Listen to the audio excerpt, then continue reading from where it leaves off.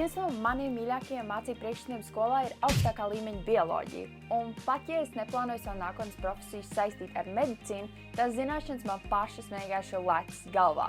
Un arī no matemātikas, fizikas, ķīmijas un citām STEM zinātnēm tu mūsdienās vairs neaizmuksi, pat ja tev tās nevisai patīk vai padodas.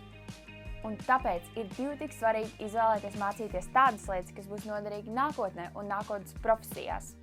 Un atkal tev ir izvēle, vai mācīties grūti vai viegli, piemēram, caur spēli. Latvijā ir radītas divas kolosālas STEM zinātņu apguves spēles – STEMup un Exoplanet Escape Colony Blueprint, un es par tām tev gribu drusku vairāk pastāstīt.